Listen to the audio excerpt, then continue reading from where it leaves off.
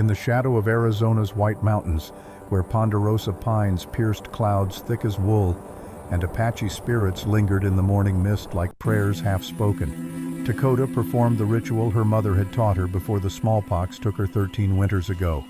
She faced east, the direction of new beginnings, and offered sacred corn pollen to the 4 directions with hands that trembled not from the November cold, but from a fear she refused to name. 8 months pregnant and entirely alone. The cabin behind her stood as testament to her father's unfinished dreams. Jacques Rivard had started building it 3 years ago, back when his lungs still worked properly and his hands didn't shake from the mining accidents that would eventually kill him. Now Dakota lived in the skeleton he'd left behind, a structure she'd completed herself with nothing but determination and the carpentry skills he'd drilled into her since she could hold a hammer. She was 25 years old. She had 40 acres of mountain land that white men wanted to steal.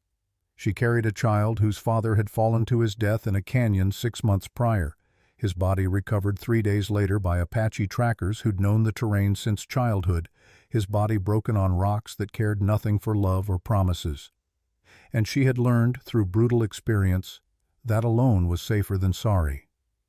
The sun crested the ridge, painting the valley below in shades of gold that would have stolen her breath if breathing wasn't already difficult with a baby pressed against her lungs. She whispered the Apache words her mother had taught her, then crossed herself the way her French Catholic father had insisted. 2 worlds, 2 faiths, 1 woman trying to honor both while belonging fully to neither. Behind her, in the cabin's corner, sat the baby cradle Jacques had started carving, unfinished, like everything he'd left her. Dakota turned from her prayers and picked up the cradle, running her fingers over the half-carved symbols. Her father had been teaching her his craft, the precise French joinery mixed with an appreciation for the wood's natural spirit that he'd learned from her mother. She'd been finishing his work these past weeks, carving Apache symbols into the headboard: the sun for life, the mountain for strength, the water for purification. The baby kicked hard against her ribs, as if approving the morning's work ahead. She set down the cradle and reached for her father's tools. The wood plane felt heavy in her hands, heavier than it should, but she refused to acknowledge the exhaustion that had been building for days. There was too much to do before winter locked the mountains in snow. Too much to prove. That she could survive this. That she deserved to survive this. The baby kicked again, and Dakota found herself humming a lullaby that belonged to neither French nor Apache tradition, but somewhere in between. A melody she'd invented during long nights when the loneliness threatened to swallow her whole. "We will be okay, little one," she whispered to her belly. "Your mother is stubborn. Some call it a flaw. I call it survival." The rifle crack echoed across the valley before she could say more. Dakota's hand went to the Winchester rifle that leaned against the cabin wall, loaded and ready. Always ready. Living alone in these mountains meant sleeping with one eye open and both hands near weapons. The shot had come from the north ridge, maybe a mile away. Too close for comfort, too deliberate to be accidental. She grabbed the rifle and moved to the cabin's window, her pregnant belly making her movements awkward but not slow. Never slow.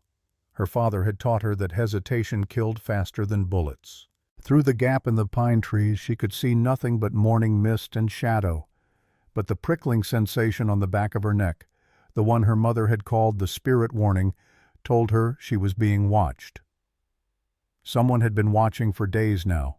She'd seen signs. Boot prints near the creek that weren't hers, broken branches along the game trail, the ravens circling when there was no carrion to be found, and yesterday, fresh horse droppings near her property line. Dakota stepped outside, rifle raised, scanning the tree line with eyes her mother had trained to see what others missed. Tracking wasn't just about following footprints, it was about reading the whole story the forest told, the way the birds went silent, the sudden stillness of the wind, the wrongness that settled over the land like a held breath. She needed to check her trap lines. The snares she'd set last week should have caught rabbits by now, and she needed the meat for winter stores. But something in her gut, that same instinct that had kept her alive through her father's death and Thomas's fall and all the months of grief that followed, told her to investigate the rifle shot first. Against every reasonable thought, she went. The climb up the ridge trail was harder than it should have been. Her balance was off, thrown by the weight of the baby. Her breath came short. But Dakota pushed forward, rifle ready, eyes sharp, because sitting in her cabin waiting for trouble to come to her had never been her way. She found the elk a quarter-mile up the mountain trail. The bull lay beside the stream, a magnificent creature with antlers that could have fed her for a month. But he hadn't been shot. His eyes were glazed, foam bubbling at his mouth, his massive body convulsing with the last spasms of death. Poisoned. Dakota knelt beside the stream, careful to keep her balance, and tested the water with her fingertips. It had a bitter taste when she touched it to her tongue, a mineral tang that didn't belong. She followed the stream upward with her eyes, tracking its source through the pines, and saw what she'd feared. A collapsed mine shaft, maybe 200 yards upstream, leaking arsenic-tainted runoff into the water that fed her land. Someone was poisoning the mountain. The realization hit her like a physical blow. This stream was her water source. The wildlife depended on it. If it was poisoned, everything downstream would die. Her garden, her livestock, what little she had, the baby, when it came and needed clean water. Her home was being murdered slowly from above. Dakota stood, fighting a wave of dizziness, and began tracking upstream toward the collapsed mine. Her father had taught her to read Disturbed Earth the way other people read books. Heavy man, maybe 180 pounds, walking with a slight limp, 3 days old, following a path that suggested he knew exactly where he was going. She was so focused on the tracks that she didn't sense him until it was too late. The man sat on horseback at the ridge crest, silhouetted against the morning sun like some dark angel of judgment. He was perhaps 200 yards away, too far for her to see his features clearly, but close enough that she could make out the quality of his mount. An Appaloosa, gray with distinctive spots, the kind of horse that cost more than most men earned in a year. They stared at each other across the distance. Neither moved. The moment stretched like pulled taffy, sweet and dangerous.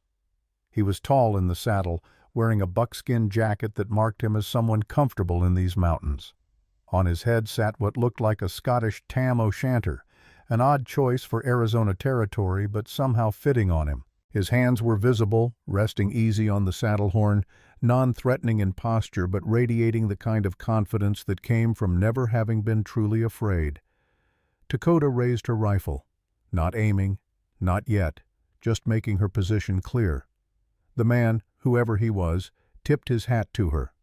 A small gesture, almost courteous, that somehow felt more unsettling than if he'd drawn a weapon. Then he turned his horse and disappeared into the trees as silently as he'd appeared, leaving Dakota standing alone on the mountain trail with questions multiplying like winter snow. Who was he? Was he with the railroad? A claim jumper? A threat? Her hands shook as she lowered the rifle. Not from fear, she told herself, from fury, because whoever he was, he'd just witnessed her struggling up a mountain trail 8 months pregnant, and that vulnerability burned worse than any insult. She turned back toward her cabin, moving faster than was wise, her mind racing. The poisoned water meant intentional sabotage. The mysterious rider meant she was being watched. And the baby kicking insistently against her ribs meant time was running out faster than she'd calculated. Dakota had been planning to make it to spring before the birth, had been telling herself she had months to prepare, to gather supplies, to figure out how to deliver a baby alone in a mountain cabin with no midwife and no help. But bodies had their own timelines, and fear had a way of accelerating everything. By the time she reached her cabin, her lower back was screaming with pain that had nothing to do with the climb. She needed supplies from town, needed them desperately. Flour, salt, fabric for baby clothes, nails to finish the cradle. But going to Pinewood Station meant facing the stares and whispers, meant enduring the judgment of people who saw her mixed blood and swollen belly as twin sins against their tidy Christian world. She had no choice. The ride down the mountain took 2 hours, her mare picking her way carefully over terrain made treacherous by morning frost. Dakota used the time to rehearse what she wouldn't say when people asked their questions. She wouldn't explain that Thomas had promised to marry her before the fall that killed him. Wouldn't justify her existence to people who'd decided her worth before she ever opened her mouth. Pinewood Station squatted in the valley like a collection of broken promises, 15 buildings pretending to be a town. The general store, the bank, the land office, the saloon that doubled as a church on Sundays. And the people who ran them, Eastern folk mostly, who'd come west to escape their own failures but brought their prejudices packed careful as china. The stares started before Dakota even dismounted. "Half-breed whore." The whisper carried from somewhere near the saloon, meant to be heard, designed to wound. "Bastard child. Her kind don't belong here." Dakota kept her spine straight and her face empty as she tied her mare to the post outside Margaret Whitmore's general store. Her kind. As if she was a different species. As if her mother's Apache blood and her father's French heritage had combined to create something less than human in their eyes. The bell above the door chimed as she entered, and Margaret Whitmore looked up from behind the counter with a smile that didn't reach her eyes. She was 26, maybe 27, dressed in Eastern fashion that marked her as Boston bred, with hands that had never known hard labor and a face that had never gone hungry. "Miss Rivard," Margaret said, her voice dripping with false politeness that somehow felt crueler than honest contempt. "How may I help you today?" "Flour, beans, salt," Dakota said quietly, "and I need credit." The silence that followed felt thick enough to cut. "I'm afraid we can't extend credit to someone without stable income," Margaret said carefully, as if explaining complicated mathematics to a slow child. "You understand, of course, it's simply business." Translation: no credit for Indians. Dakota placed her few coins on the counter, maybe $3 total, and watched Margaret count them with fingers that moved like they were touching something contaminated. "This will buy you 10 pounds of flour and 2 pounds of beans," Margaret said. "I'm afraid the salt will have to wait. No nails for the cradle, no fabric for baby clothes, just barely enough food to survive another few weeks if she was careful." "Thank you," Dakota said, the words tasting like ash. As she gathered her meager supplies, the door opened behind her. She felt him before she saw him.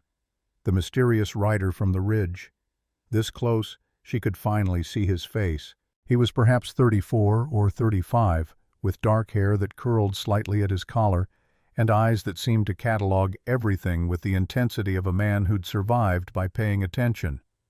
His face was weathered in the way that spoke of years in harsh climates, with lines around his eyes that suggested he smiled more often than he frowned. The Scottish cap was gone, revealing features that were handsome in a rugged, unpolished way. "Miss Rivard," he said, his voice carrying a slight burr that marked him as Scots-Irish, from somewhere in the Appalachian Mountains, if she guessed right. "I'm Declan McCrae. I believe we're neighbors." He offered his hand. Dakota stared at it. "I own the Circle M Ranch about 10 miles north of your property," he continued when she didn't respond. "Saw you on the ridge this morning. That's dangerous country for a woman in your condition." Her condition. As if pregnancy was a disease instead of a fact of life. "I manage," Dakota said coldly. "I'm sure you do." His eyes drifted to the supplies on the counter, taking in how little she'd been able to afford. "But I'd like to offer my help. Labor, supplies, whatever you need to get through winter." "I don't need white man's rescue." The words came out harder than she'd intended, but she was tired of being looked at like some charity case, some tragic figure requiring salvation from her own savage choices. Something shifted in Declan McCrae's expression. Not anger, something closer to understanding. "My wife was Cherokee," he said quietly. "I understand." The past tense hung between them like smoke. "She taught me that refusing help isn't strength," he continued. "It's fear. There's a difference." Then he tipped his hat, paid for his own supplies, and left before Dakota could formulate a response that wouldn't sound defensive. She stood there, her purchases clutched in trembling hands, hating how much his words had landed. Hating more that they might be true. The bank was next. Harrison Whitmore, Margaret's father, had sent a letter 3 weeks ago requesting a meeting. Dakota had ignored it, had told herself that if she didn't acknowledge the threat, it might go away. But standing in his oak-paneled office now, watching him shuffle papers with hands that had never done real work, she understood that ignoring problems didn't make them disappear. "Miss Rivard," Harrison said, his Boston accent thick as molasses, "thank you for coming. I'm afraid we have a delicate situation regarding your father's land claim." Delicate. Rich people's word for theft. "Your father was a French citizen when he filed his claim," Harrison continued. "There are questions about whether that filing was legal under American homestead law, questions I'm duty-bound to investigate as president of the Territorial Land Trust." "My mother was Apache," Dakota said. "Her people were here 500 years before your railroads. Be that as it may, the law is quite clear on documentation requirements." He slid a paper across the desk. "You have 30 days to provide proof of your father's citizenship and legal right to file, or the land will revert to Territorial Trust and be sold at public auction." 30 days. The baby kicked hard, as if protesting the injustice, and Dakota had to grip the desk to stay upright. "And I suppose your bank will be first in line to bid," she said quietly. Harrison Whitmore had the decency to look uncomfortable. Almost. "The railroad is very interested in acquiring property in these mountains," he admitted. "Routes through the high country could save them considerable expense. Your 40 acres sits on a rather strategic pass." There it was. The truth under all the legal language. They wanted her land for railroad tracks, and they'd use any excuse to steal it. "My claim is valid," Dakota said, standing despite the dizziness threatening to topple her, "and I intend to prove it." "I hope you can," Harrison said, but his tone suggested otherwise. "For your sake and the child's."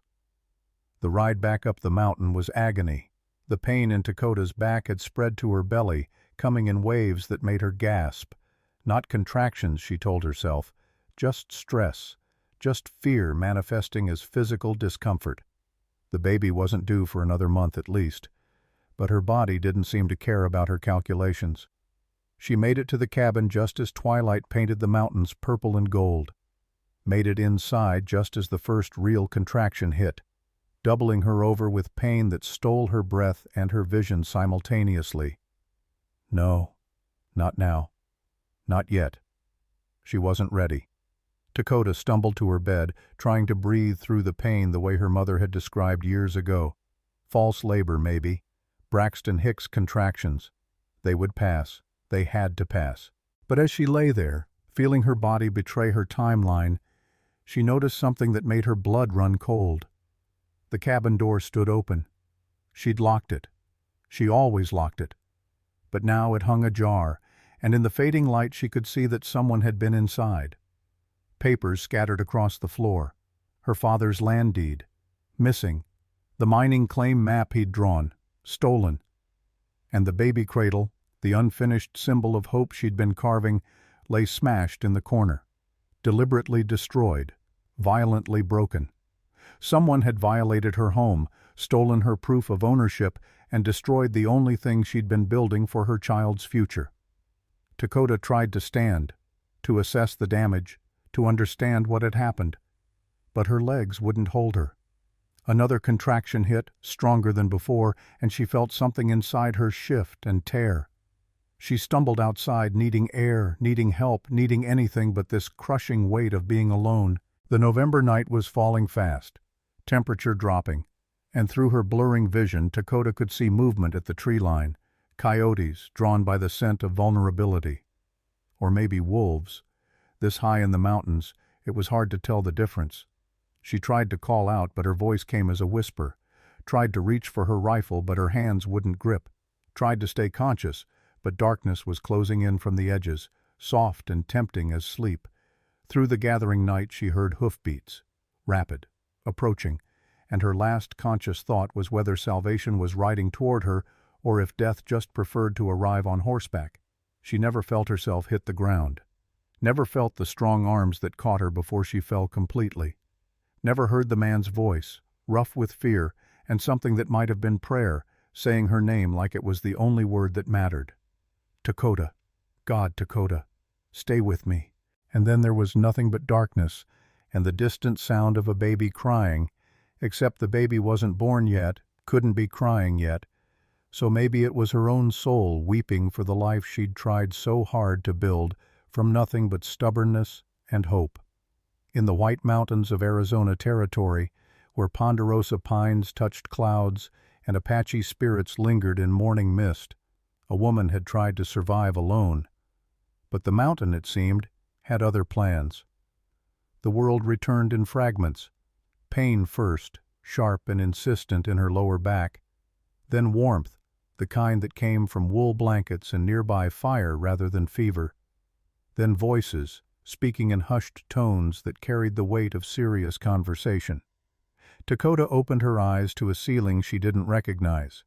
Rough-hewn timber beams, darker than the pines she'd used in her cabin, supporting a roof that spoke of wealth and permanence. The room smelled of sage and something else, something medicinal that triggered a memory she couldn't quite grasp. "She's awake." The voice belonged to a woman, older, speaking with an accent that made Dakota's heart clench with recognition. Apache, the formal dialect of the White Mountain people, the one her mother had used for ceremonies and serious occasions. A face appeared above her, weathered and beautiful, perhaps 58 or 60, with silver threading through black hair worn in traditional style. The woman's eyes held generations of wisdom and something else, recognition. "Little niece," the woman said softly in Apache, then switched to English. "You've given us quite a scare."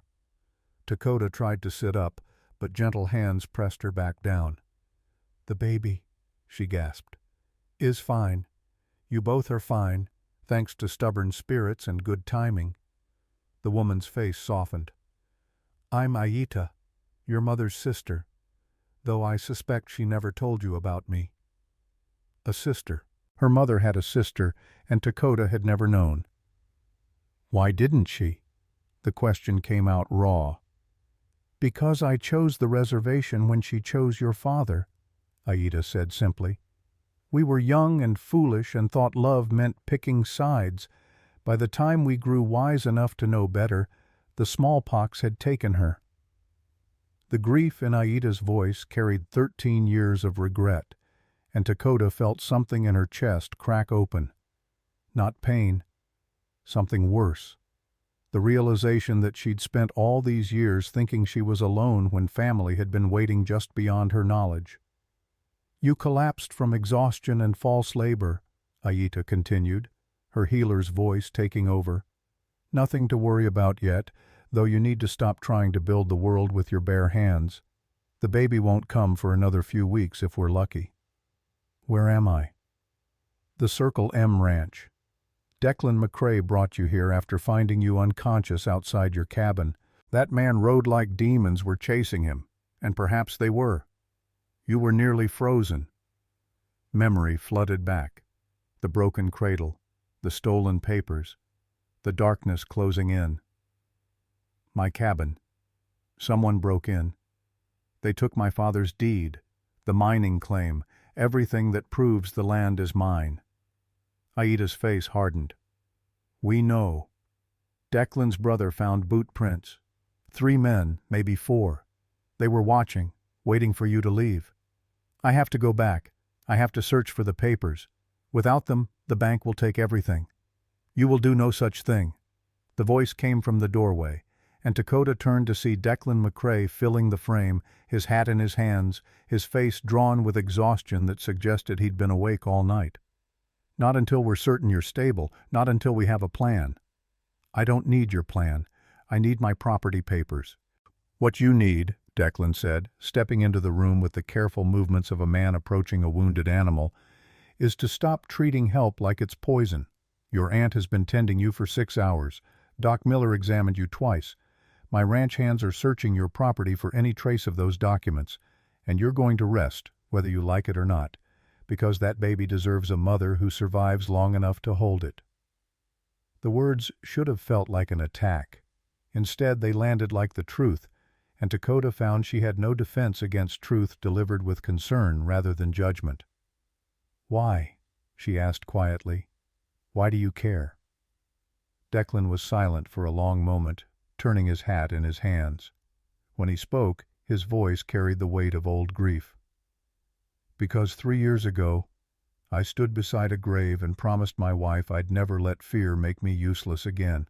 She died bringing our child into the world while I was off checking fence lines, too proud to admit I needed help managing the ranch. By the time I got back, it was too late for both of them." He looked at Dakota directly, and she saw the ghosts living behind his eyes. "Her name was Adsila. Cherokee. Means blossom. She had your same stubborn streak, your same conviction that asking for help meant weakness. I loved her for it, and I hated watching it kill her." The room fell silent except for the crackling fire. Aida placed a gentle hand on Dakota's shoulder. "Declan has given you the room that was hers," Aida said softly. "Nothing's been changed since she passed. He's kept it like a shrine, waiting for something or someone to bring it back to life." Dakota looked around the room with new eyes. The woven Cherokee baskets hanging on the walls, the medicine bags crafted from deer hide, the photographs showing a beautiful woman with dark braided hair and eyes that seemed to laugh even in the formal stillness required by cameras. "I can't stay here," Dakota said. "It's not right. This was her space.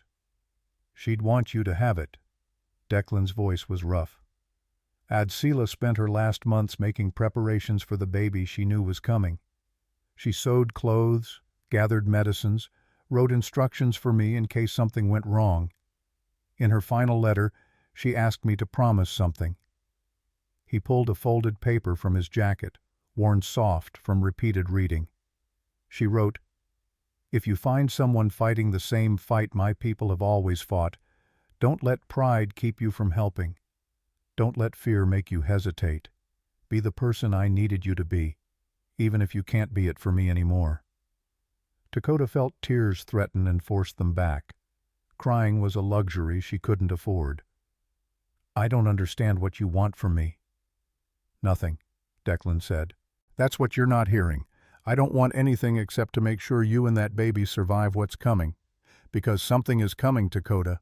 The railroad doesn't give up on land this valuable, and the people who broke into your cabin will be back." A knock at the door interrupted them, and a younger man entered.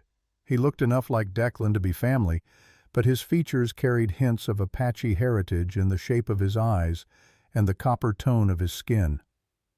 "This is Callum," Declan said. "My brother." "Adopted brother," Callum clarified with a grin that didn't match the gravity in his eyes.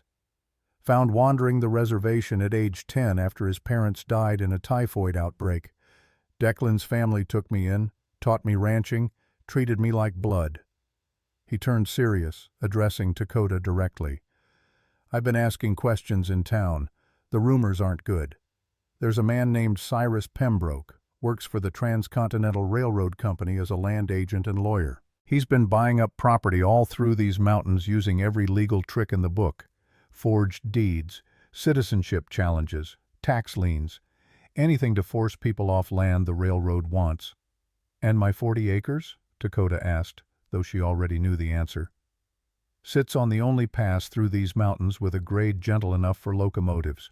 Without your land, the railroad has to go around, which adds 200 miles and about $2 million to their construction costs." Callum's voice dropped. "But it's worse than that. If they get your land through legal means, it sets a precedent for challenging every Apache, Mexican, and mixed-blood land claim in the territory. We're talking about 500 families on the White Mountain Reservation, all vulnerable to the same tactics." The weight of it crashed over Dakota like an avalanche. This wasn't just about her survival anymore. It was about her people, her mother's people, and their right to exist on land that had belonged to them for centuries. I can't fight the railroad alone, she said, hating how small her voice sounded. You're not alone. Aita's hand tightened on her shoulder. The tribal council knows about your situation. They're watching. If you lose your claim, they lose their protection. Which is why, Declan said carefully, as if approaching dangerous ground, I have a proposal. You won't like it, but I'm asking you to hear me out.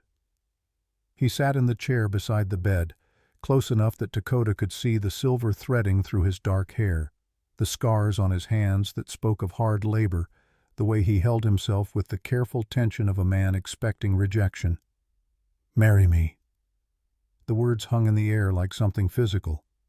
Dakota stared at him. Have you lost your mind? Probably. But listen. As my wife, your land claim becomes unassailable.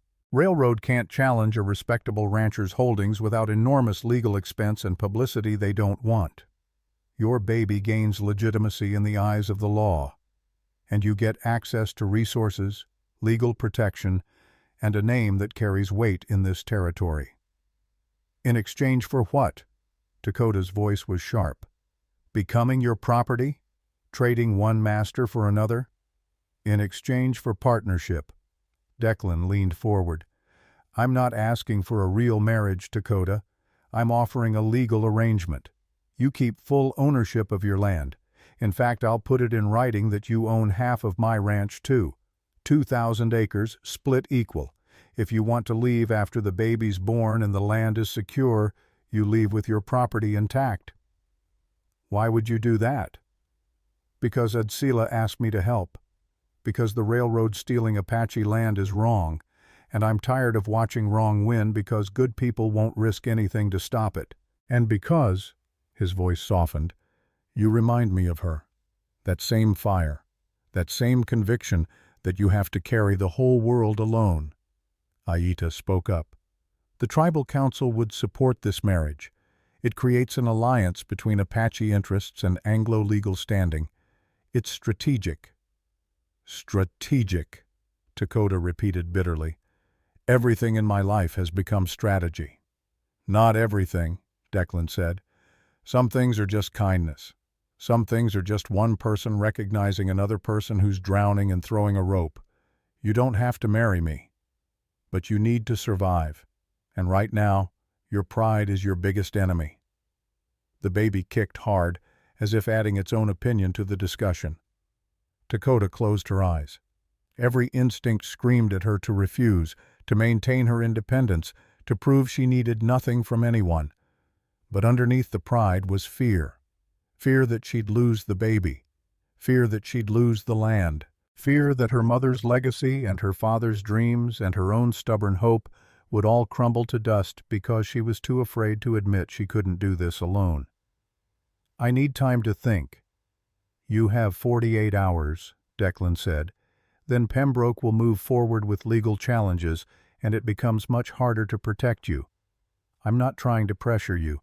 I'm just telling you the truth. He stood, placing his hat back on his head. Aita will stay with you. Anything you need, you ask. This room is yours for as long as you want it. And Dakota, whatever you decide, we'll help however we can. The marriage offer isn't conditional on your gratitude or your compliance. It's just the strongest protection I can offer. He left before she could respond, his footsteps echoing down the hallway. Aita settled into the chair he'd vacated, producing knitting needles and yarn from somewhere in her voluminous skirts. He's a good man, she said conversationally, as if they'd been discussing weather. Rare thing in this world. Rarer still to find one who understands what it costs to be caught between worlds. You think I should accept? I think you should do what serves your survival and your child's future. Pride is expensive, little niece. Sometimes more expensive than we can afford. Through the window, Dakota could see the ranch spreading below, corrals holding fine horses, outbuildings that spoke of prosperity, ranch hands moving with the easy confidence of men who knew their work and were valued for it. This was wealth, not the crushing poverty she'd known since her father's death. And yet, I swore I'd never depend on a man again, Dakota said quietly. Thomas promised me marriage, promised me security. Then he died, and those promises meant nothing. Words are cheap. Then don't trust words, Aita said, her needles clicking rhythmically. Trust actions. That man rode through darkness to bring you here, gave you his dead wife's room, offered you half his ranch with no guarantee you won't take it and leave. Those aren't cheap actions. They're white man's guilt. They're human decency, and you're old enough to know the difference. The truth in that statement stung. Dakota spent the next hours drifting between sleep and waking, her body demanding rest even as her mind raced with impossible choices. When she woke again, twilight was painting the room in shades of purple and gold. A tray of food sat on the bedside table. Stew that smelled of venison and wild herbs, bread still warm from the oven, and a cup of tea that carried the scent of raspberry leaf and motherwort. Pregnancy tea, the kind that strengthened the womb and prepared the body for birth. Beside the tray lay a book, worn soft from reading. She picked it up carefully. It was a journal, the kind women kept for recording recipes and household wisdom. But when Dakota opened it, she found something else entirely. Pages filled with careful handwriting, sometimes English, sometimes Cherokee syllabary, documenting one woman's thoughts as she prepared to become a mother. Adsila's journal. Dakota knew she shouldn't read it. This was intimate, private, meant for the woman's husband or child. But her hands turned pages almost of their own accord, hungry for connection with someone who'd walked this path before. Most entries were mundane, notes on preserving vegetables, recipes for treating colic, instructions for swaddling. But near the end, the tone changed. The baby won't turn. Doc says it's breech, that the birth will be dangerous. Declan doesn't know yet. He worries so much already, and I can't bear to add to his fears. But I'm writing this in case I don't survive, so he'll understand. If I don't make it, I want him to know I died happy. That loving him and building a life in these mountains was worth every moment, even the hard ones. Especially the hard ones, because they taught me what I was capable of. And if he finds someone else, someone to love after I'm gone, I want him to show her this. Tell her she's not living in my shadow. Tell her I'm grateful someone will love what I loved. The mountains, the fight, and most of all, him. Tell her to be brave. Tell her to let him help her. Tell her that accepting love doesn't make you weak. It makes you human. The entry was dated 3 days before Adsila died. Dakota closed the journal with shaking hands, tears finally spilling over despite her best efforts to contain them. This woman, this stranger who'd loved a mountain man and died bringing new life into the world, had somehow known that someday another woman would need these words, would need permission to stop being so endlessly strong. A soft knock interrupted her tears. "Come in." Declan entered carrying something wrapped in cloth. He stopped when he saw the journal in her hands, his face going carefully blank. "I'm sorry," Dakota said. "I shouldn't have read it." "She wanted you to." His voice was rough. "Or someone like you. Someone fighting alone. She was very specific in her instructions." He set the wrapped bundle on the bed. "I brought you something. Wasn't sure if it would help or hurt, but Aita thought you should see it." Dakota unwrapped the cloth to find her father's tools. The wood plane, the chisels, the carving knives he'd used to teach her his craft, and beside them, pieces of the broken cradle, carefully gathered. "Callum found them in your cabin. The papers are gone, probably burned, but he thought you'd want these." Dakota picked up a piece of the cradle, running her fingers over the half-carved sun symbol. "I was finishing it for the baby. My father started it before he died. It was supposed to be a gift from him, even though he'd never meet his grandchild. Then we'll finish it together." Declan sat beside the bed, picking up another piece of the cradle. "I know some carpentry. Not as good as you, probably, but I can hold pieces steady while you carve. And maybe," he paused, choosing words carefully, "maybe we can add some new symbols. Irish ones, to go with the Apache and French. Make it something that represents all the people protecting this child." It was such a simple offer, such a small thing in the grand scheme of survival and legal battles and impossible choices. but somehow it mattered more than all the talk of marriage and land ownership combined. This was partnership, not ownership, not rescue, just two people working together to create something beautiful from broken pieces. 48 hours, Dakota said quietly. What? You said I had 48 hours to decide. I've decided. She met his eyes directly. I'll marry you. For the land protection, for the baby's legitimacy, for the alliance between our peoples. But I have conditions. Name them. We sleep in separate rooms. The marriage is legal only, nothing more. If either of us wants to end it after the baby is born and the land is secure, we can without penalty or judgment. And you teach me everything about ranching and land law, so I'm never helpless again. Declan extended his hand. Deal. And my condition is that you stop trying to do everything alone. You have family now, whether you planned for it or not. Aida, Callum, me, the ranch hands who've already decided they like your stubbornness. We're in this together. Dakota took his hand, feeling calluses that matched her own, strength that didn't demand submission. Together, she repeated, testing the word. I'm not sure I know how to do that. Neither am I, Declan admitted. But maybe that's what makes us perfect partners. We're both terrible at asking for help, which means we'll understand when the other person struggles with it. Despite everything, despite the fear and uncertainty and impossible situation, Dakota found herself almost smiling. Outside the window, the White Mountains stood eternal against the darkening sky, and for the first time in months, Dakota didn't feel quite so alone facing them. The wedding happened at dawn 3 days later, before God and witnesses and the mountains that had watched over these lands long before white men drew their arbitrary lines across stolen territory. Aida had spent the previous evening preparing Dakota according to Apache tradition, smudging her with sage smoke, braiding her hair with strips of soft deerskin, painting her face with sacred symbols that honored both the life she carried and the new path she was choosing. The dress was simple, deer hide dyed cream white, decorated with Pueblo-style embroidery that Aida's skilled hands had added through the night. Your mother would be proud, Aida whispered as she fastened a turquoise necklace around Dakota's throat. Not because you're marrying, but because you're surviving. That's what our women have always done. Survive, adapt, endure.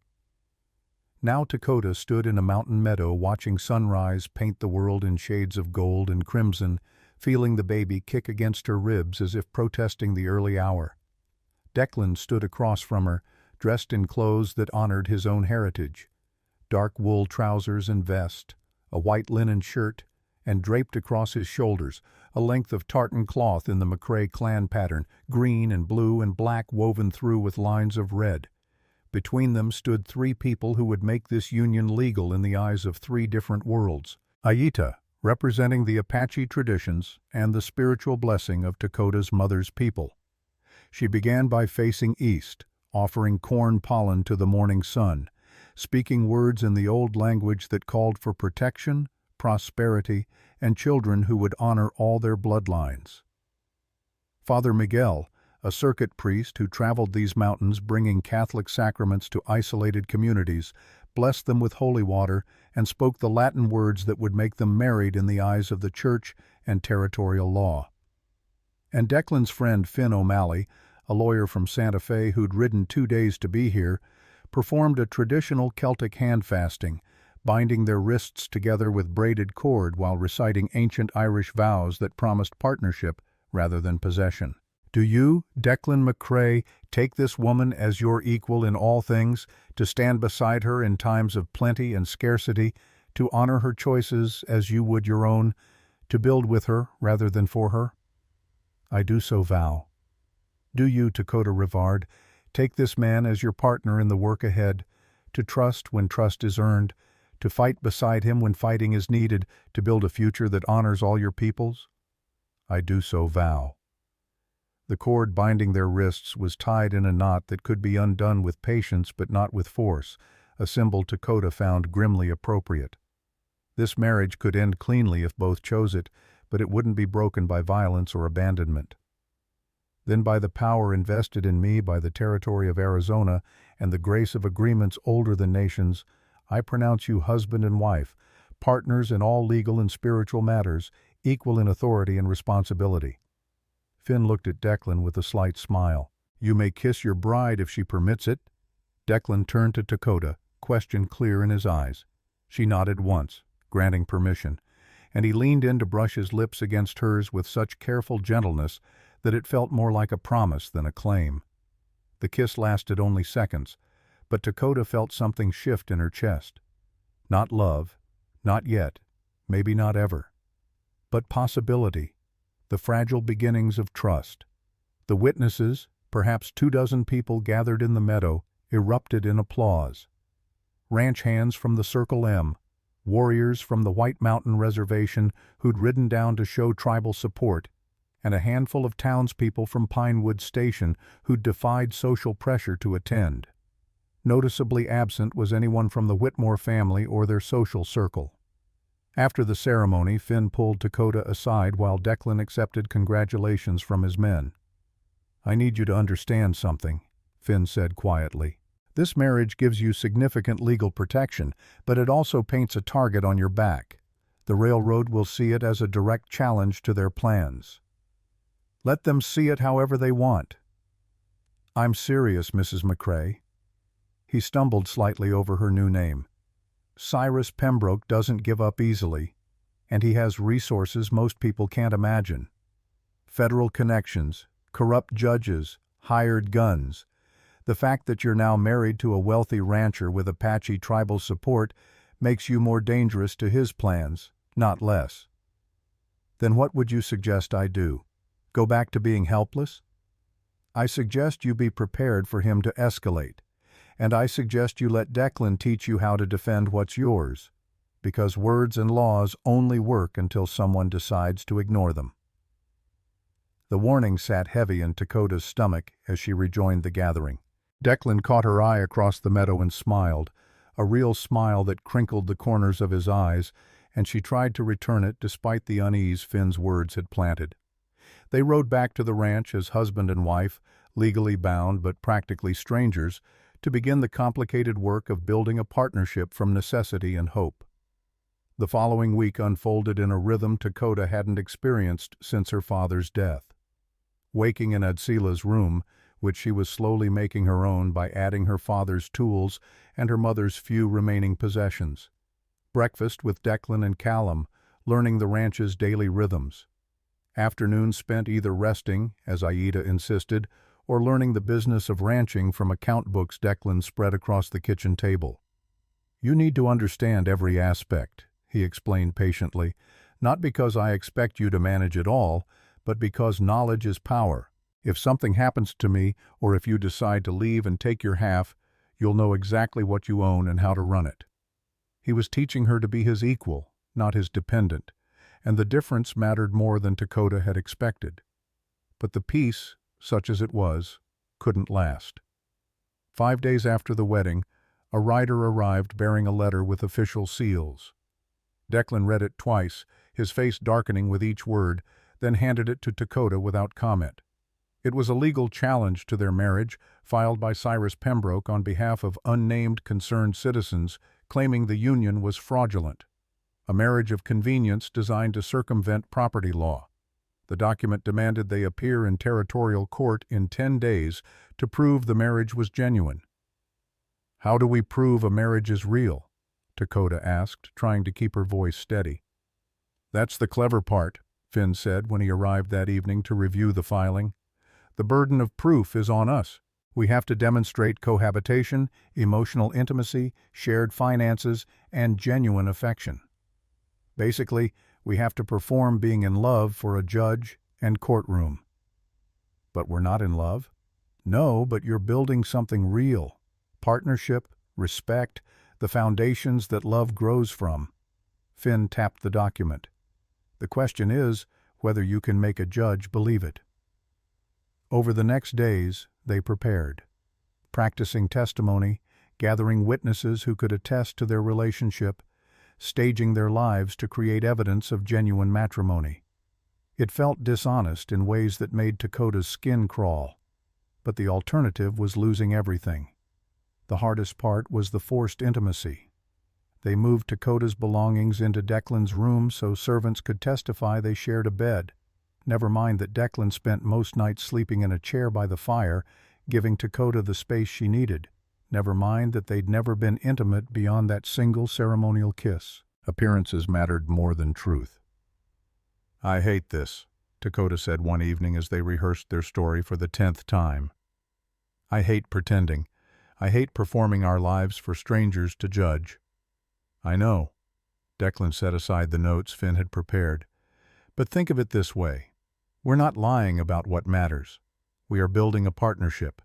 We do respect each other. The timeline is compressed, but the foundations are real." "You sound like you're trying to convince yourself as much as me." "Maybe I am." He smiled ruefully. "I didn't expect to care what happens to you. Didn't expect to lie awake at night worrying whether you're eating enough or if the baby's kicking too hard. But here we are." Something in his honesty cracked through Dakota's defenses. "I'm scared," she admitted. "Not of the court. Of what happens if we lose. If they take the land, I have nothing to give my child. No home, no legacy. Just the shame of being born to a woman who couldn't protect what mattered." Declan moved closer, careful not to crowd her, and took her hand in his. "That child will inherit your strength, your skill, your stubborn refusal to quit. That's worth more than 40 acres or 2,000. That's a legacy no court can take away." The baby kicked hard, as if agreeing, and without thinking, Dakota guided Declan's hand to her belly so he could feel it too. His eyes widened with wonder. "That's amazing. Like there's a whole person in there just waiting to meet the world. A person who deserves better than I can give them alone. Then it's good you're not alone anymore." The moment stretched between them, intimate in ways that had nothing to do with physical touch and everything to do with two people seeing each other clearly for the first time. The spell broke when Callum burst through the door without knocking, his face flushed with anger and something that looked like fear. "We have a problem. Pembroke's in town and he's brought federal marshals with him. They're asking questions about the marriage, interviewing townspeople, building a case." "Let them investigate," Declan said. "We have nothing to hide." "That's not the problem. The problem is what they're telling people. Pembroke's spreading rumors that Dakota seduced you to steal your ranch, that the baby isn't even yours, that this whole thing is a con to steal white men's land and give it to the Apache." Dakota felt ice settle in her stomach. Of course. Attack her credibility, her morals, her very humanity. Make her the villain in a story where she was barely surviving. "We need to go to town," she said quietly. "Show them we're not hiding. Show them we're a real couple who won't be intimidated." "Are you sure?" Declan studied her face. "It won't be pleasant. Nothing in my life has been pleasant, but I've survived it all, and I'll survive this too." They rode to Pinewood Station the next morning, making a deliberate show of their marriage. Declan helped Dakota down from the wagon with careful attentiveness. She held his arm as they walked, playing the role of devoted wife, even as every eye in town watched their performance. Margaret Whitmore's store was their first stop. The woman behind the counter had been cold at their last meeting, but now her face showed something close to fear. "Mr. McCrae, Mrs. McCrae," she said formally, "how may I help you?"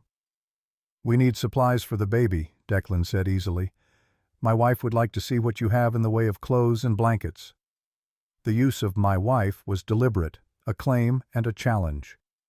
Margaret's hands shook slightly as she pulled items from the shelves, and Dakota realized something that hadn't been clear before. This woman was terrified of someone. Not of them, of someone else. While Declan examined baby clothes with surprising care, Dakota moved closer to Margaret. "Are you in danger?" she asked quietly. Margaret's eyes went wide, then carefully blank. "I don't know what you mean." "Yes, you do. Someone has power over you. I recognize that fear because I've carried it myself." For a moment Margaret's mask slipped, and Dakota saw raw desperation underneath. "My father," she whispered. He's in debt to the railroad. Deep debt. They're using it to force him to help them take land. If he refuses, they'll ruin him financially and socially. Everything our family has built will be destroyed. So he's using you to gather evidence against us." Margaret nodded miserably. "He wants me to testify that your marriage is fraudulent, that I saw you discussing it as a business arrangement before the wedding, that there's no real affection between you. And will you?" "I don't want to. God help me, I don't want to be part of this. But if I refuse, my family loses everything." Dakota made a decision that would have been impossible weeks ago, before she'd learned that strength sometimes meant accepting help and offering it even to enemies. "Then testify that you've seen us together, that we're building a partnership, that love takes many forms, and ours is based on respect and shared purpose. That's not a lie, Margaret. That's the truth." "Why would you help me, after everything my family has done to you?" "Because we're both trapped in a system designed to punish women for surviving. And maybe if we stop fighting each other, we can fight the system instead." Margaret's eyes filled with tears, and for the first time, Dakota saw her as something other than an enemy. Just another woman trying to navigate impossible choices with insufficient power. Their shopping completed, they made their way to the bank, where Harrison Whitmore waited like a spider in the center of his web. But before they could enter, a man stepped into their path. Cyrus Pembroke was everything Dakota had imagined, and worse. Tall, impeccably dressed in Eastern fashion that looked absurd in the rough mountain town, with cold eyes that calculated worth with the precision of a man who'd never valued anything he couldn't sell.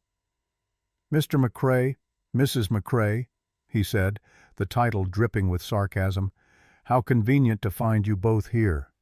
I was hoping we could have a conversation before our court date." "I have nothing to say to you," Dakota said. "Perhaps not. But I have something to say to you. A final offer, really, before things become unpleasant.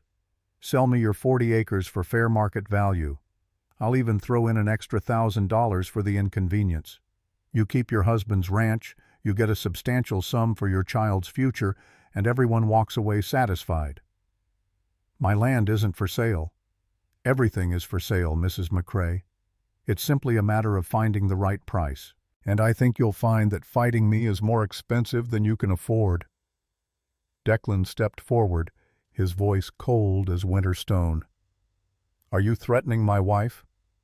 "I'm offering her a business opportunity, but if she insists on being difficult, then yes, I suppose I am threatening her. And you. Your ranch sits on land that was originally Ute territory, purchased through treaties that were never properly ratified. If I choose to challenge your holdings the same way I'm challenging hers, you could lose everything. 2,000 acres, gone. All because you married an Indian woman with delusions of property ownership." The slur hung in the air like poison. Dakota felt Declan tense beside her, violence coiling in his muscles, and she placed a hand on his arm in warning. Fighting Pembroke physically would only give him ammunition for court. "We'll see you at the hearing," she said quietly, "and we'll see which delusions hold up better, yours or the law's." They walked away before Pembroke could respond, but Dakota felt his eyes following them like a physical touch. That night, unable to sleep despite exhaustion, Dakota found herself in the ranch's main room, staring at the account book she'd been studying.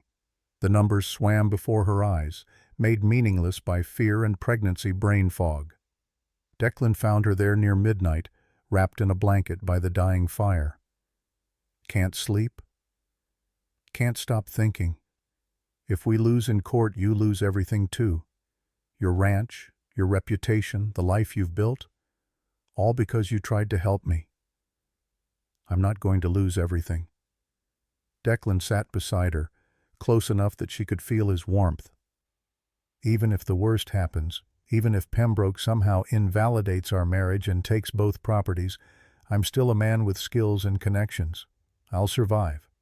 But Dakota, if you lose your land, what happens to you and the baby?" "I don't know. The reservation, maybe. Aida would take us in. Or you stay here. Marriage annulled or not, You and the child are welcome at the Circle M for as long as you need." The offer was generous beyond measure, and Dakota found she couldn't look at him directly. "Why are you so determined to save me?"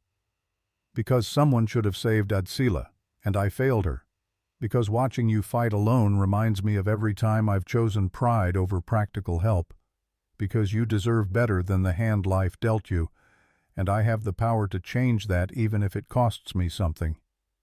He paused, then added quietly, "And because I'm starting to care what happens to you, not as some charitable project, but as a person I respect and admire and want to see thrive."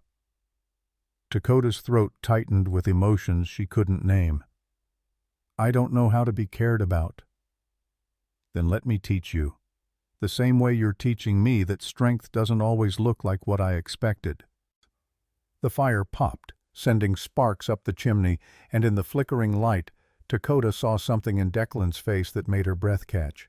Not pity, not obligation, something that might, given time and trust, become the foundation for more. "The court date is in 3 days," she said softly. "I know. And we have to convince a judge that what's between us is real." "It is real. Maybe not romantic love, not yet. But it's real partnership, real respect, real commitment to fighting together. That's more than most marriages start with."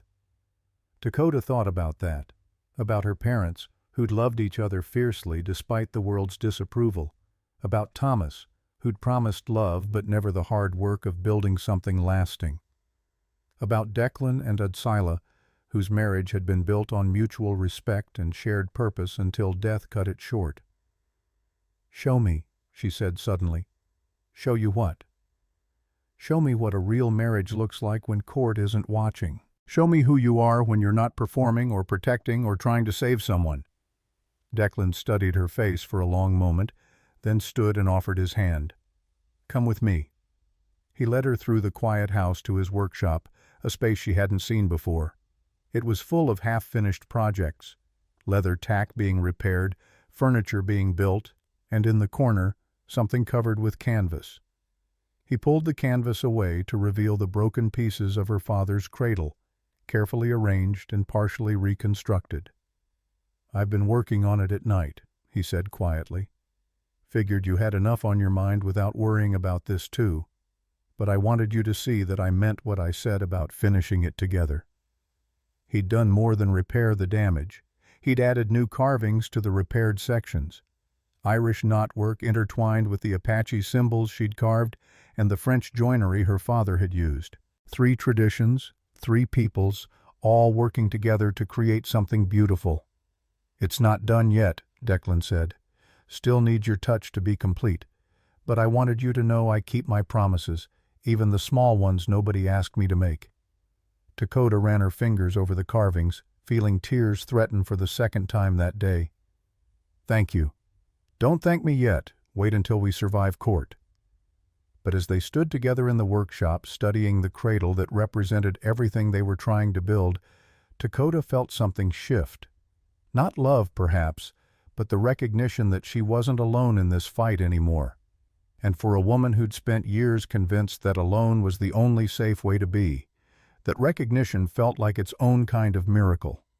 3 days later, they would face a courtroom full of people determined to destroy what they'd built. 3 days later, they would have to perform being in love convincingly enough to fool a judge. But tonight, in the quiet workshop with sawdust on the floor and hope carved into wood, they were simply 2 people learning that partnership might be enough. The territorial courthouse in Pinewood Station had been built with Eastern money and Eastern sensibilities, all polished wood and brass fixtures that seemed absurdly formal in a town where most buildings still showed raw timber. Dakota stood outside its doors at dawn, one hand pressed to her swollen belly where the baby kicked restlessly, as if sensing her mother's fear. "You don't have to do this," Declan said beside her, though they both knew that was a lie. They had no choice. Walk through those doors and fight, or surrender everything without a battle. "Yes, I do." She wore the best dress Aida could procure, deep blue cotton that accommodated her pregnancy while maintaining some dignity.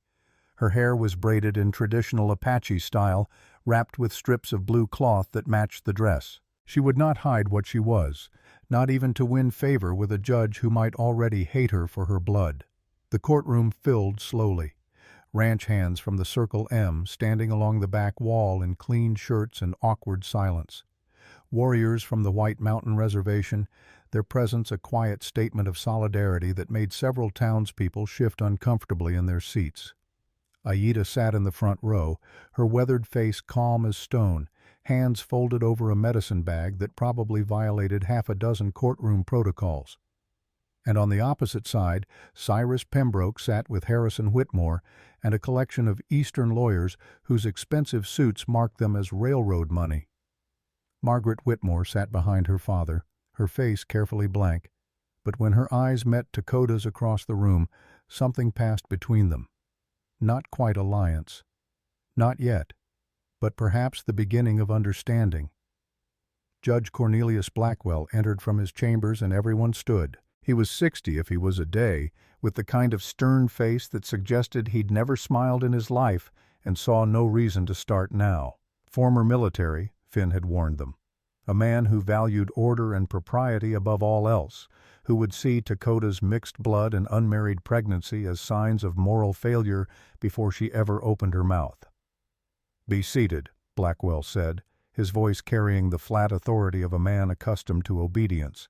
"We're here to examine the validity of the marriage between Declan McCrae and Dakota Rivard McCrae.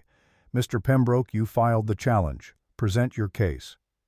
Pembroke rose, all false courtesy and calculated charm.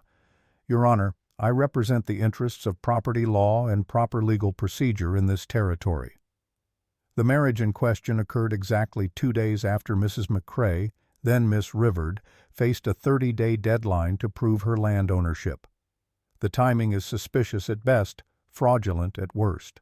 He produced documents, spreading them across the prosecutor's table like playing cards. "I have testimony from multiple witnesses who will state that this marriage was discussed as a business arrangement, that cohabitation began before any ceremony, that the entire union was designed specifically to circumvent property law and protect land the railroad has legitimate interest in acquiring." "Legitimate interest," Declan muttered beside her. "That's one way to describe theft." "Mr. McCrae," the judge said sharply, "you'll have your turn to speak. Until then, silence." Pembroke called his first witness, a ranch hand from a neighboring property who claimed to have overheard Declan and Dakota discussing marriage as a legal strategy before any ceremony took place. The testimony was careful, probably rehearsed, and entirely false. The man had never been close enough to overhear anything, but proving that would be impossible. The second witness was more dangerous.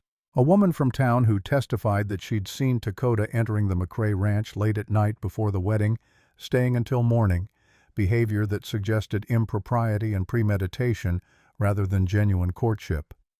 "She was clearly already living there," the woman said primly. "What kind of decent woman moves into a man's home before marriage? It's obvious this was a calculated arrangement, not a romantic union." Finn O'Malley rose to cross-examine, his easy charm replaced by lawyer's precision. "Mrs. Henderson, isn't it true that you saw Miss Rivard, as she was then, only once, and that visit occurred after she'd collapsed from exhaustion and was brought to the ranch for medical care?" "I saw what I saw." "And what you saw was a pregnant woman receiving help from a concerned neighbor, nothing more. It looked inappropriate to me." "Perhaps that says more about your imagination than Miss Rivard's character." Judge Blackwell banged his gavel before the argument could escalate. "Mr. O'Malley, contain your commentary. Mrs. Henderson, you may step down." The morning proceeded in similar fashion, witness after witness called by Pembroke, each offering small pieces of a narrative designed to paint the marriage as fraudulent. Some testimony was outright fabrication, some twisted truth just enough to make it damaging. And through it all, Dakota sat silent, her hands clenched in her lap, feeling her future being stolen by people who knew nothing about survival or sacrifice or the impossible choices women made when society offered them no good options. Finally, Pembroke called Margaret Whitmore to the stand. The courtroom went silent. Margaret walked to the witness box with the careful steps of someone approaching her own execution, her face pale but composed. She placed her hand on the Bible and swore to tell the truth, and Dakota wondered which truth she would choose, the one that saved her family, or the one that might save them all. "Miss Whitmore," Pembroke began smoothly, "you own the general store where both Mr. McCrae and Miss Rivard shop regularly. You've had opportunities to observe their interactions before and after the marriage. Tell the court what you witnessed." Margaret's eyes found Dakota's across the courtroom, held them. And in that moment, Dakota saw the woman make her choice. "I witnessed two people learning to trust each other," Margaret said quietly. "I saw Mr. McCrae treat Miss Rivard with respect and courtesy even when she refused his help. I saw him buy baby supplies with the kind of care that suggested genuine concern, not performance. And I saw her begin to accept his support, not because she was weak, but because she was wise enough to recognize the difference between charity and partnership." Pembroke's face darkened. "That's not what you told your father. You said you overheard them discussing the marriage as a legal arrangement."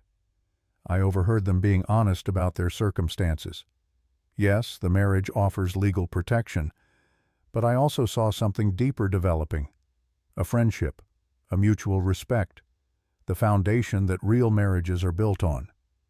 "Your Honor," Pembroke said sharply, "this witness is hostile. I request she be struck from the record." "Denied," Blackwell said, his stern face showing the first hint of interest. "I want to hear what she has to say. Miss Whitmore, continue." Margaret took a breath, and when she spoke again, her voice carried the weight of someone who'd finally found the courage to tell a truth that cost her everything. "My father asked me to spy on the McCraes, to find evidence their marriage was fake so the railroad could claim Mrs. McCrae's land. I was in their home. I watched them together when they thought no one was looking. And what I saw was two people terrified of being vulnerable who were learning to trust anyway. Two people who argued about who would sleep on the floor because neither wanted to burden the other. Two people who looked at each other when they thought no one was watching, and the looks were real." "This is absurd," Pembroke said. "Your Honor, this witness has clearly been compromised." "The only compromise here is yours, Mr. Pembroke." Margaret turned to face him directly. "I have evidence. Letters between you and my father detailing your plans to manufacture testimony. Payment records showing you've bribed witnesses. Documents proving your railroad company has been systematically stealing land from Apache families using forged papers and legal technicalities." She produced a folder from her bag, thick with papers, and handed it to the bailiff. "I'm done being part of theft. I'm done letting my family's financial troubles justify destroying innocent people's lives." The courtroom erupted. Pembroke was on his feet, shouting objections. Harrison Whitmore looked like he might vomit, and Judge Blackwell banged his gavel repeatedly, trying to restore order to chaos. "Silence!" he roared. "Everyone sit down, or I'll clear this courtroom." It took 5 minutes for order to return.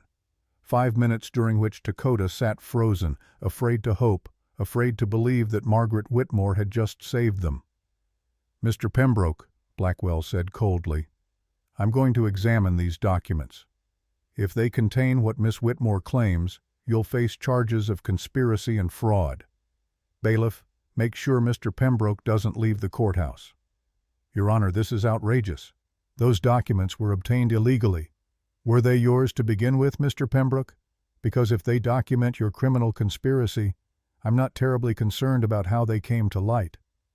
Blackwell turned his attention to Declan and Dakota. "Mr. McCrae, Mrs. McCrae, I'm going to hear your testimony now. And I warn you both, I have very little patience left for lies from any quarter. Tell me the truth about this marriage, and make it convincing, because Miss Whitmore's revelation doesn't automatically prove your union is genuine." Declan stood, helped Dakota to her feet, and together they approached the witness stand. "Your Honor," Declan said, "I'm not going to claim this marriage began with love. It didn't. It began with necessity. Dakota needed legal protection. I had the resources to provide it. Those are the facts." "Then you admit the marriage is fraudulent?" No, sir. I admit it's complicated. But fraud requires deception, and we've been honest from the start. I told Dakota I was offering partnership, not romance. I offered her half my ranch in writing before she ever agreed to marry me. I gave her the choice to leave at any time with her property intact. That's not fraud. That's honesty about what we could offer each other. And what exactly were you offering each other? Declan looked at Dakota, and something passed between them that needed no words. A chance to survive. A chance to build something real from impossible circumstances. A chance to prove that family doesn't have to look like what society expects. Blackwell turned to Dakota. And you, Mrs. McCrae? What do you have to say? Dakota's hands went to her belly, where the baby was kicking hard enough that surely everyone in the courtroom could see it. I spent 6 months alone after the man I loved died. I built a cabin by myself. I tried to prove I needed nothing from anyone. And I nearly died from that pride. When Declan offered marriage, I wanted to refuse. Everything in me screamed that accepting help meant weakness. Her voice grew stronger. But I was wrong. Accepting partnership isn't weakness. It's wisdom. My mother's people survived centuries of attempted genocide because they understood that community is strength. My father left his homeland and built a new life because he understood that love means choosing someone every day, not just once. She met the judge's eyes directly. This marriage may have started as survival, but it's becoming something more. Every day, we choose each other. Every day we build trust. Every day, we prove that partnership can be as real and as binding as romantic love. Maybe more so, because we're not blinded by passion. We see each other clearly and choose each other anyway. The baby kicked again, and Dakota took Declan's hand, placing it on her belly so he could feel it. The gesture was unconscious, natural, the kind of intimacy that couldn't be faked for a courtroom. This child, she continued, will have 3 heritages: Apache from my mother, French from my father, Scots-Irish from the man who's claimed it as his own, even knowing it came from another man's seed. That's the family we're building, Your Honor. One that honors all our blood, all our traditions, all our complicated truths.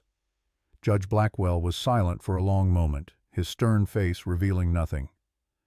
I need to examine Miss Whitmore's evidence thoroughly, he finally said. This court is adjourned until tomorrow morning. Mr. Pembroke, you will remain in territorial custody pending investigation. Mr. and Mrs. McCrae, be prepared to answer additional questions if I require them. The gavel fell, and suddenly the courtroom was chaos again. People talking, lawyers arguing, Pembroke being escorted out by bailiffs while he shouted about federal jurisdiction and rights. Dakota felt Declan's arm around her waist, steadying her, and realized her legs were shaking. They'd survived the first day, but tomorrow could still destroy everything. Outside the courthouse, Margaret Whitmore waited, standing apart from the crowd, looking small and alone.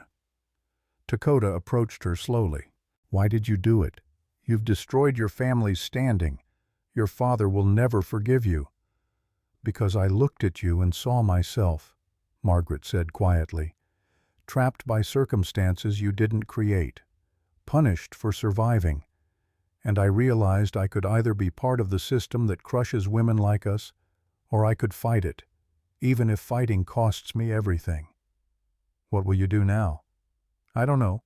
Leave town, probably. Start over somewhere my family's name doesn't carry weight or shame. She smiled bitterly. Maybe I'll finally find out who Margaret Whitmore is when she's not performing for society's approval. You could stay, Dakota heard herself say. The ranch always needs help, and you've proven you have the courage to fight for what's right. Margaret's eyes widened. You'd offer me work? After everything my family did to you? You're not your family, and everyone deserves a second chance to become who they're meant to be. Before Margaret could respond, Aita appeared at Dakota's elbow. We need to leave, now.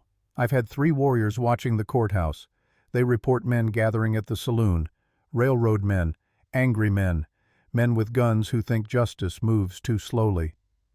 The warning sent ice through Dakota's veins. Of course, If Pembroke couldn't win in court, he'd try other methods. Violence was always the last resort of men who saw their power threatened. They made it back to the ranch before sunset, but barely. Callum and the ranch hands were already preparing defenses, loading rifles, positioning men on the roof, preparing for a siege they all hoped wouldn't come, but knew probably would. That night, Dakota couldn't sleep.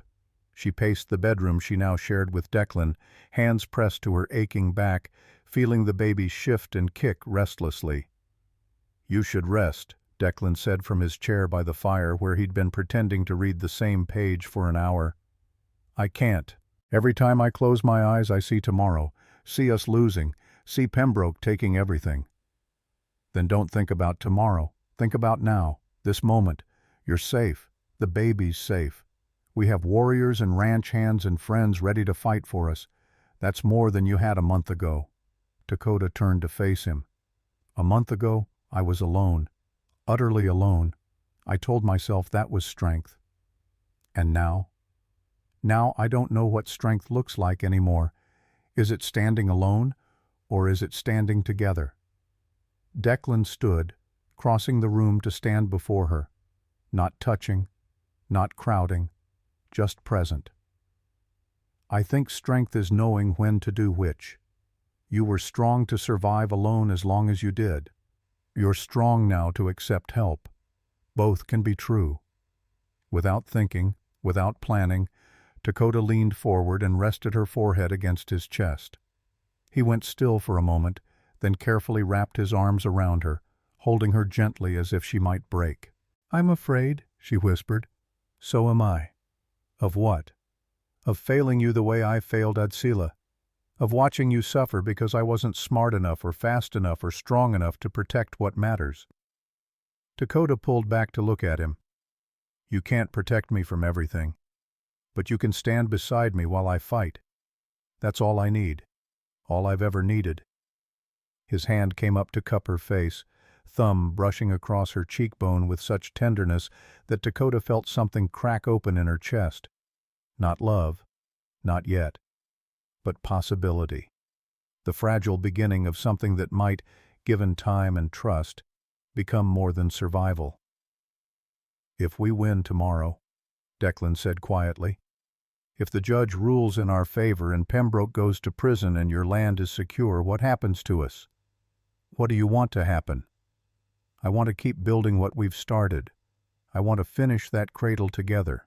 I want to teach your child to ride and watch them grow up knowing 3 cultures and belonging to all of them. I want to give this partnership time to become whatever it's meant to be, without courts or railroads or outside pressure forcing our timeline." "That sounds like you're asking for a real marriage." "Maybe I am. Not today. Not while we're still performing for judges and lawyers.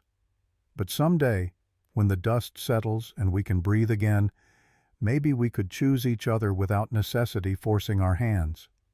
The baby kicked hard between them, as if offering its own opinion, and Dakota found herself smiling despite everything. "Let's survive tomorrow first. Then we'll talk about someday." Declan leaned down slowly, giving her time to retreat if she wanted, and pressed his lips to her forehead, not a kiss of passion, a kiss of promise. "Deal." They stood together in the firelight, 2 people learning that partnership might be its own kind of love, while outside the ranch, darkness gathered and violence waited for its moment to strike. Tomorrow would bring a judge's ruling and possibly a battle. Tomorrow would determine whether justice existed for people like them, or if power always won regardless of truth. But tonight, in this moment, they had each other. And for 2 people who'd spent too long alone, that felt like victory enough to carry them through whatever dawn might bring. The baby kicked again, strong and insistent, reminding them both that some futures refused to wait for convenient timing. Life was coming, whether they were ready or not. And maybe that was its own kind of wisdom. You couldn't control when storms broke or babies arrived or hearts started to heal. You could only face what came with whatever strength you'd built and whatever allies you'd gathered. Dakota pressed closer to Declan's warmth, let herself be held without shame or fear, and waited for morning to bring its reckoning. Outside, the white mountains stood eternal against a sky full of stars, and somewhere in the darkness, their enemies prepared for war. But in this room, in this moment, two people who'd learned to fight alone were learning something harder: how to fight together.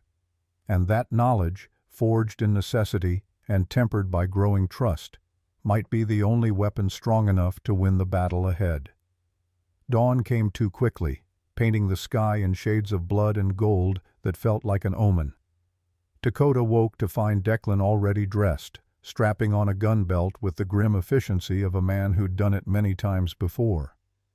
"Court doesn't start until 9, she said, sitting up carefully. The baby was riding low now, heavy and insistent, making every movement an effort. "We're not going to court." The flat certainty in his voice brought her fully awake. She dressed quickly, ignoring the protests of her swollen body, and followed him to the main room where Callum, Aida, and Finn were gathered around the kitchen table studying a map of the ranch. "What's happened?" Callum looked up, his face grim. "Scouts came in an hour ago. Pembroke escaped custody last night. Federal marshal who was supposed to be guarding him claims someone knocked him unconscious, but the timing's convenient enough that we figure he was paid off. Pembroke's gathered maybe 20 men, railroad enforcers, and hired guns, and they're heading this direction." "Why here? The court case?" "The court case doesn't matter anymore," Finn interrupted. "Margaret's evidence is damning enough to put Pembroke in prison for years. He knows it, so he's going for broke. If he can't steal your land legally, he'll take it by force. Kill you both, burn the buildings, make it look like an Apache raid. Without witnesses, without you to testify, the railroad gets what it wants, and Pembroke disappears into Mexico with whatever money they've promised him." The words hung in the air like smoke. Violence had always been coming. They'd simply hoped the law would arrive first. "What are our defenses?" Dakota asked, forcing her voice to stay steady. Declan pointed to the map. "The ranch house is stone and timber, defensible. We've got 30 men, counting ranch hands and Apache warriors who rode down from the reservation. Pembroke has numbers, but we have position and motivation. This is our home." "And Judge Blackwell?" "Sent word he's issuing a warrant for Pembroke's arrest and dispatching federal marshals, but they won't arrive until this afternoon at earliest. We have to hold until then." Dakota studied the map, seeing what they all saw. The ranch sat in a valley with limited approaches, defensible but also a trap if things went wrong. If Pembroke brought enough men, if he was willing to accept losses, he could overwhelm their position through sheer numbers. "The women and children need to be moved to safety," Aida said quietly. "The root cellar can be secured. If the house falls, those inside might survive." "I'm not hiding in a cellar while people die defending my land," Dakota said. "You're 8.5 months pregnant," Declan said. "You're not fighting." "The hell I'm not. I can shoot as well as any of your men." "And what happens when you go into labor in the middle of a gunfight? Because that's my biggest fear, Dakota. That the stress triggers the baby and I'm forced to choose between defending our home and delivering our child." Our child. The word sent warmth through her chest despite the cold fear settling in her stomach. "Then we better hope Pembroke is smart enough to wait until a more convenient time." Callum actually laughed, short and sharp. "She's right, brother. Can't control when babies come any more than you can control when evil men decide to burn your world down. Might as well let her fight." The discussion was interrupted by the sound of hoofbeats. Fast. Urgent. A scout burst through the door without knocking, his face flushed with exertion. "They're coming. Maybe 2 miles out. I counted at least 25 men, maybe more. They're armed with rifles, torches, and what looked like dynamite." Dynamite.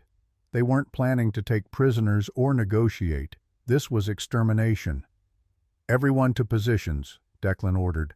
"Ranch hands on the roof, warriors in the tree line for flanking shots. Women and non-combatants to the root cellar, now." The next hour passed in a blur of preparation. Men loading rifles, checking ammunition, saying prayers in 3 different languages to gods who might or might not care about the struggles of mortal men.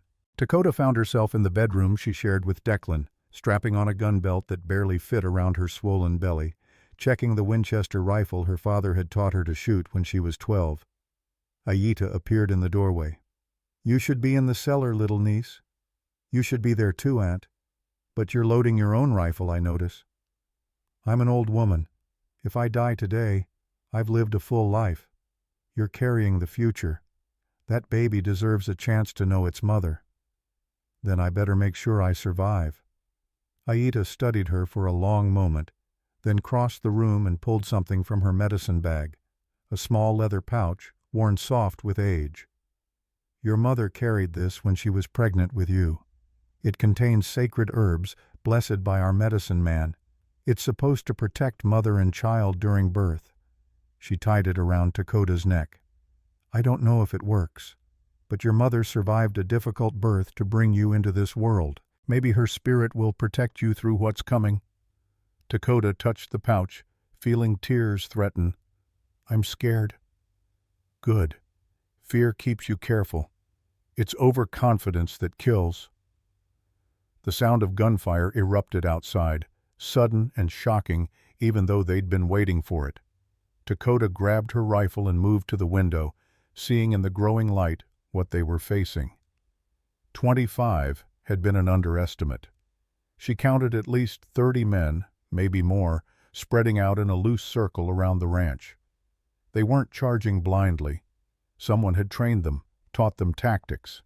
This wasn't a mob. This was an organized assault. Declan appeared at her side, his face grim. "They're going to try to burn us out. See the torches? They'll set fire to the outbuildings first, force us to choose between defending the house and saving our supplies. Then while we're distracted, they'll hit the main house with everything they have. Can we stop them? I don't know, but we're damn well going to try." The attack began with fire. 4 men rushed forward carrying lit torches, throwing them onto the barn roof while covering fire kept defenders' heads down. The dry timber caught immediately, flames spreading with terrifying speed. Horses screamed inside, and ranch hands rushed out to free them, making themselves targets in the process. 2 men fell before they reached the barn doors. Dakota saw one of them was young Charlie, barely 17, who'd been teaching her to rope cattle just last week. He lay in the dirt clutching his leg, screaming, and she felt something hot and fierce ignite in her chest. She raised her rifle and fired at the man who'd shot Charlie. Missed. Fired again. This time the man spun and fell, and Dakota felt a jolt of shock run through her. She'd shot a man. Actually shot him. She didn't know if he was dead or wounded, but he wasn't moving, and the responsibility for that weight settled on her shoulders like stones. "Don't hesitate," Declan said beside her, his voice hard. "These men came here to kill us. Feel guilty later if we survive. Right now, just shoot." The barn was fully engulfed now, flames leaping toward the sky, and in the chaos, Pembroke's men advanced on the main house. Return fire from the roof cut several down, but they kept coming, emboldened by numbers and the promise of railroad money. An explosion rocked the ranch's east wall. Dynamite. They'd actually brought dynamite. The blast tore through stone and timber, opening a gaping wound in the house's defenses and killing 2 men who'd been positioned behind it. "Fall back," Declan shouted. "Everyone inside, defensive positions around the main rooms."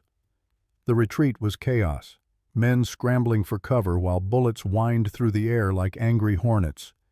Dakota saw Callum take a hit to the shoulder, saw him spin and nearly fall before an Apache warrior grabbed him and hauled him toward safety. Saw Margaret Whitmore, of all people, appear from the cellar with a rifle in hand, firing with surprising accuracy at the advancing attackers. Another explosion, this one against the north wall. The house shuddered, timbers groaning. If they kept this up, the entire structure would collapse. Dakota was reloading when the pain hit. Sharp, breathtaking, radiating from her lower back around to her belly with intensity that made her gasp and double over. She'd been having false contractions for days, but this was different. This was real. "No," she whispered. "Not now. Please, not now." But her body didn't care about timing or convenience or the fact that men were literally trying to kill her. The baby had decided it was time, and nothing short of death would stop what was coming. Declan saw her collapse against the wall, saw her face go white with pain, and his expression shifted from warrior to terrified husband in an instant. "No, Dakota, no. Hold on. Just hold on until this is over." "That's not how babies work," she gasped. "Believe me, I'd stop it if I could." Another contraction hit before the first fully faded, so close together that Dakota knew this baby was coming fast. Too fast. First babies weren't supposed to arrive this quickly. Something was wrong. Aida appeared, somehow calm despite the chaos, and examined Dakota with practiced hands. "The baby's breech," she said quietly. "Feet first. We need to get her to the cellar now." "I can't leave," Declan said, his voice breaking. "The men need someone to lead them." "Then lead them while I deliver your child," Aida said sharply. "But Declan, you need to know. Breech births are dangerous. I've lost mothers and babies to complications I couldn't control. If you want to say goodbye, say it now." The color drained from Declan's face. For a moment he looked exactly like what he was. A man who'd lost his wife and child to childbirth once before, facing the same nightmare a second time with a woman he'd come to care about more than he'd intended. He knelt beside Dakota, taking her face in his hands. "Don't you dare die on me. We have a cradle to finish, a child to raise, a future to build. You promised me partnership, and I'm holding you to that promise." "I'll try," Dakota managed between contractions. "But you have to promise me something. If I don't make it, if something goes wrong, you take care of my baby. Raise it to know all its heritages. Teach it to be strong without being hard, and tell it that its mother fought like hell to bring it into this world. Tell them yourself when this is over." He kissed her forehead, hard and desperate, then stood and returned to the battle while Aida and Margaret helped Dakota toward the cellar. The journey down the cellar stairs felt like crossing continents. Each contraction stopped her completely, made her grip the walls and breathe through pain that eclipsed anything she'd ever experienced. By the time they got her settled on makeshift bedding someone had prepared, her water had broken, and the urge to push was overwhelming. "Not yet," Aida commanded. "The baby's turned wrong. If you push now, it could get stuck." Above them, the battle raged. Gunfire, explosions, men shouting.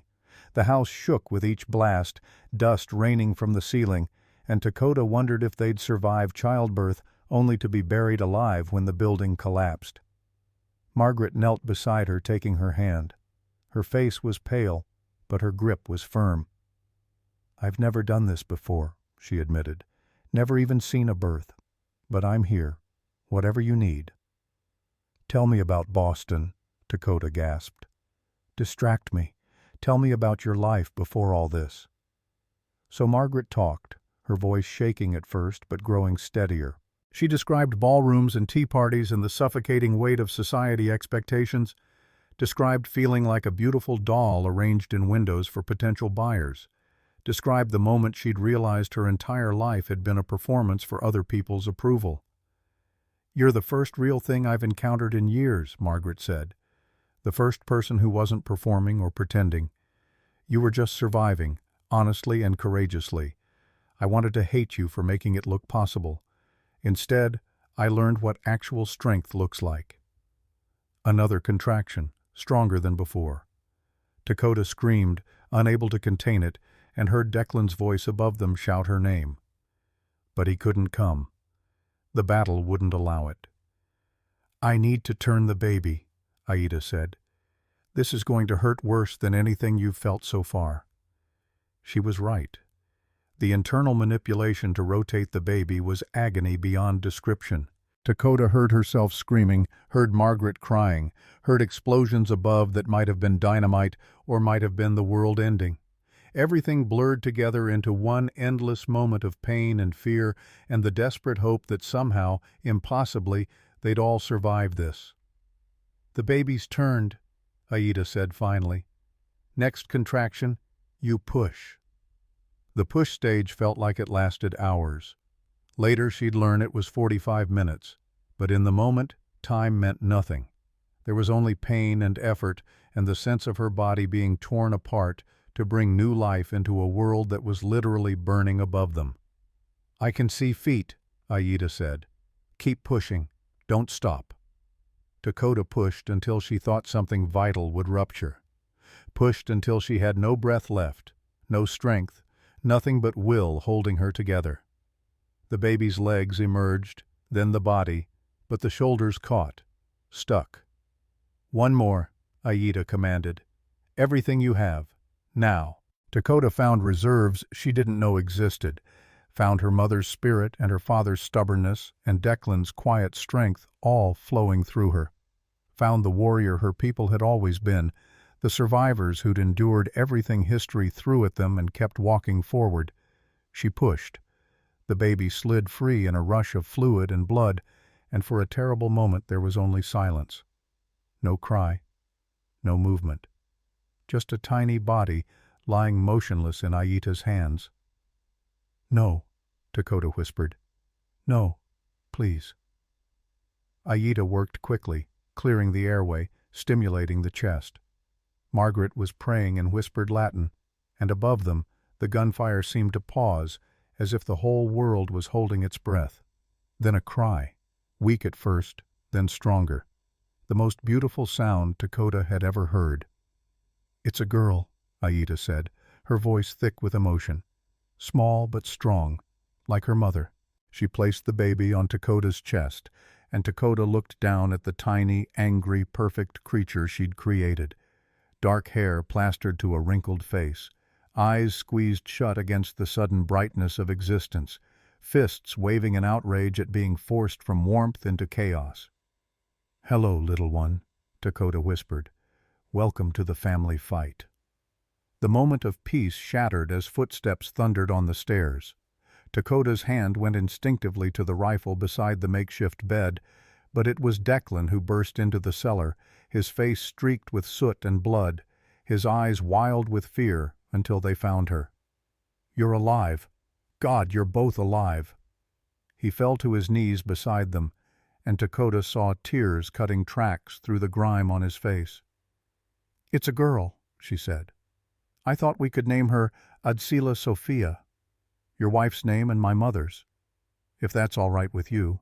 Declan's hand shook as he touched the baby's head, barely a whisper of contact, as if afraid she might break. "It's more than all right. Adsila would be honored." "The battle?" Dakota asked. "We drove them back. Pembroke's dead. He tried to set dynamite charges against the house foundation, but Callum shot him before he could light the fuse. The rest scattered when they realized their leader was gone and federal marshals were arriving. It's over. Over. The word felt impossible after so much violence and fear. "What about casualties?" Declan's face darkened. 3 dead. Charlie and 2 Apache warriors. 7 wounded, including Callum, but Doc says he'll survive. Could have been so much worse. Dakota thought of Charlie, barely 17, who'd taught her to rope cattle with infinite patience, who'd called her Miss Dakota with shy respect, who'd died defending land that wasn't even his because he believed in fairness more than fear. "I want to speak at his burial," she said quietly. Declan nodded. He'd be honored. She would tell Charlie's mother that her son died a warrior, that he'd made the choice to stand when he could have run, that his death mattered. It wouldn't ease the guilt, but it would honor the sacrifice. He looked at Dakota directly. "I thought I was going to lose you. When I heard you screaming and couldn't come, when the battle was too desperate to leave even for a moment, I've never felt so helpless. But you didn't lose me. We're here. We survived." The baby started crying, that insistent newborn wail that demanded attention immediately, and despite everything, despite the death and destruction above them, Dakota found herself laughing. "She has your stubbornness," Declan said, And your timing. Only this child would decide to be born during a siege. Aida cleared her throat. As touching as this is, we need to get mother and baby cleaned up and into proper bedding. This cellar is no place for a newborn. The rest of the day passed in exhausted blur. Doc Miller examining Dakota and the baby, pronouncing both remarkably healthy considering the circumstances. Federal marshals taking statements, arresting the surviving attackers, documenting the carnage. Burial preparations for the fallen, with Aida leading Apache death rites while Father Miguel said Catholic prayers and Declan added Scottish traditions about warriors' honor. By evening, Dakota found herself in a real bed, clean and bandaged, with baby Adsila Sophia nursing hungrily at her breast. The room smelled of smoke and blood and the herbal medicines Aida had used, but through the broken window she could see stars appearing in a darkening sky. The door opened quietly, and Declan entered carrying something carefully wrapped. "I finished it," he said. "While you were sleeping. Thought the baby should have it." He unwrapped the cradle, fully repaired now, with all three cultures' symbols carved into wood that had been broken and made whole again. Apache sun and mountains, French joinery and fleur-de-lis, Scottish knotwork and clan symbols. Three traditions, three peoples, all working together to create something beautiful. "It's perfect," Dakota whispered. Declan placed the sleeping baby gently into the cradle, and they both stood watching her breathe, marveling that something so small and fragile had survived being born into violence and emerged anyway, determined to exist. "What happens now?" Dakota asked. "Now we rebuild. The barn, the damaged walls, the lives of the men who lost friends today. We testify in court when Judge Blackwell convenes. We watch Margaret face the consequences of betraying her family while trying to help her build a new life. We raise a daughter to be strong and kind and certain of her worth." "That's a lot of rebuilding." "Good thing we're good at building from broken pieces." Dakota leaned against him, feeling his arm come around her shoulders, and for the first time in longer than she could remember, felt something that might have been peace. They'd lost good people today. They'd killed others. The ranch was damaged, the community traumatized, and legal battles likely awaited as the railroad tried other methods to acquire what violence hadn't won. But they'd survived. Together. And in the cradle between them, a baby slept peacefully, unaware that she'd been born during a war, but would be raised during peace. Unaware that she represented the future her mother and father and three peoples had fought so hard to protect. Outside, the White Mountains stood eternal, and somewhere in the darkness, justice was finally being served to men who'd tried to steal what didn't belong to them. It wasn't a perfect ending. Real life never offered those, but it was survival. It was hope. It was the beginning of whatever came next, and for two people who'd learned to fight alone before learning to fight together, that felt like victory enough.